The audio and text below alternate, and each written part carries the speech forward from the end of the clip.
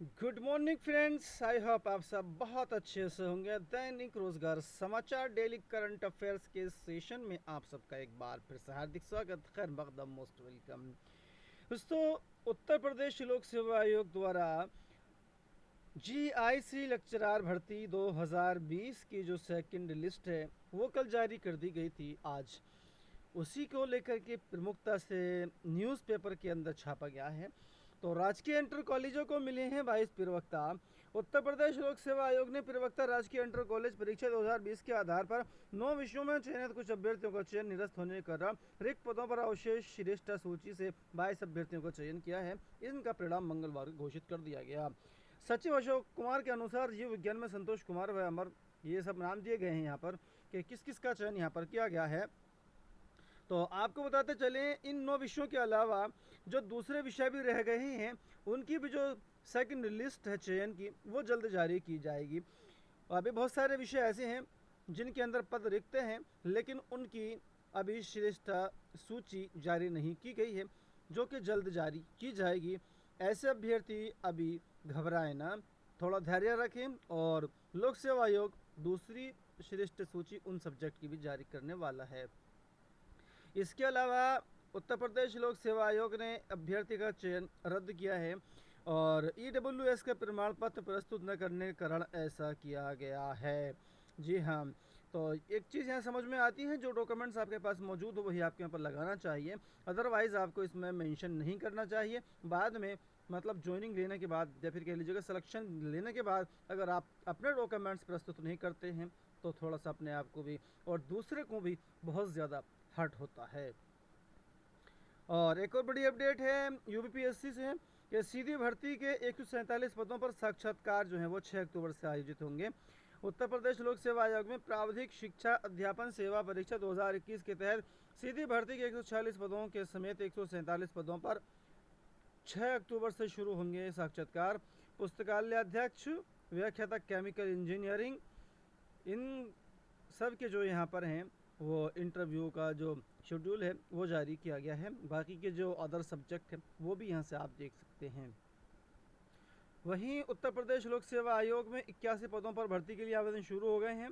Uttar Pradesh Ayush homeopathy विभाग के तहत होम्योपैथी चिकित्सा अधिकारी के 54 और विभिन्न विषयों में प्रोफेसर के 27 पदों पर ऑनलाइन आवेदन मंगलवार से शुरू हो गए हैं। उत्तर प्रदेश लोक सेवा आयोग की ओर से 26 अक्टूबर तक OTR आधारित आवेदन लिए जाएंगे। जी हाँ, और एक और बड़ी अपडेट है कि आप जानते हैं कि कल से PCS मेंस 2023 परीक्षा आयोजित की जा रही है।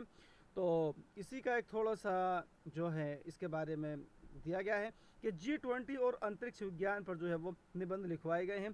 कल ऐसे यानी कि निबंध लेखन की परीक्षा हुई थी और ये परीक्षा लखनऊ और प्रयागराज यानी कि इलाहाबाद, दो शहरों में आयोजित की गई है। पहले दिन सामान्य हिंदी व निबंध का पेपर था, तो कल हिंदी और सामान्य और जो निबंध है ऐसे है उसका पेपर था।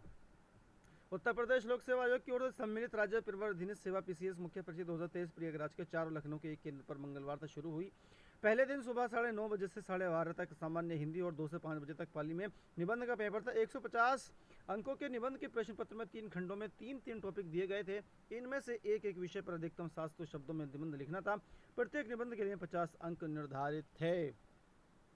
और पेपर में क्या क्या पूछा था, तो निबंध किस किस पर लिखने थे।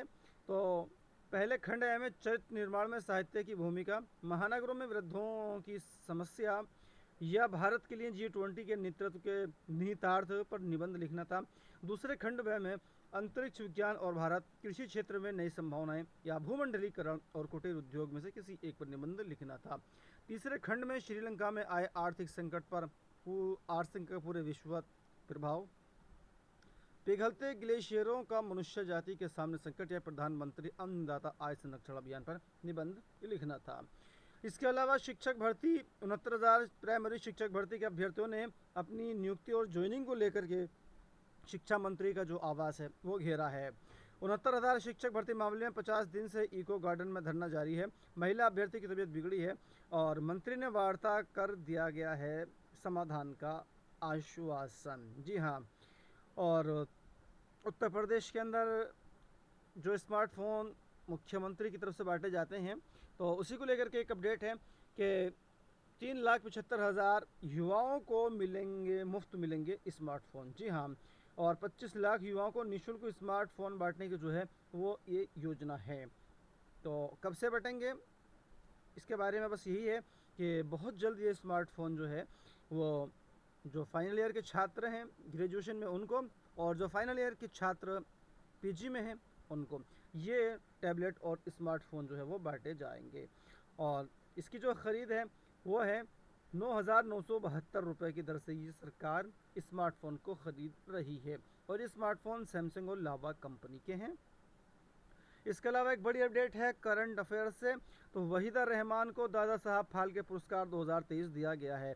तो दोस्तों आपको बताते चलें कि आप ये जो है बहुत नोट कर लीजिएगा, ये प्रश्न आपको प्रतियोगी परीक्षाओं में देखने को मिलने ही वाला है कि 2023 का दादा साहब फाल्के पुरस्कार किसको दिया गया, तो वहीदा रहमान को दिया गया है।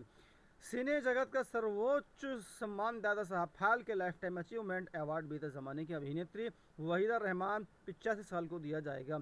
वहीदा रहमान ने प्यासा, कागज़ के फूल, चौधरी का चांद, साहब, बीवी और गुलाम, ये सब फिल्मों के नाम दिए गए हैं कि इनमें जो है वो काम किया था। उन्हें फिल्म रेशमा और शेरा के लिए राष्ट्रीय फिल्म पुरस्कार भी मिला था। 3 फिल्म फेयर पुरस्कारों में सम्मानित वहीदा को 1972 में पद्मश्री, 2011 में पद्म भूषण भी मिला था। तो ये सारे के सारे जो हैं आप यहाँ से देख सकते हैं। वहीदा रहमान को वर्ष 2021 के इस सम्मान की घोषणा केंद्रीय सूचना एवं प्रसारण मंत्री अनुराग ठाकुर ने दी है। तो दोस्तों ये 2023 के लिए नहीं बल्कि ये 2021 के लिए दिया गया है। और दादा साहब फाल्के पुरस्कार 2021 वहीदा रहमान को कहाँ कब दिया गया है, ये दिया गया है 2023 के अंदर, ठीक है ना। तो 2021 के लिए हैं ये दादा साहब फाल्के पुरस्कार, ये नोट कर लीजिएगा। दादा साहब फाल्के पुरस्कार 2021 वहीदा रहमान को दिया गया है। और देवानंद के 100वें जन्मदिन पर घोषणा की गई है ये पुरस्कार इनको देने की। तो दोस्तों इस वीडियो में इतना ही।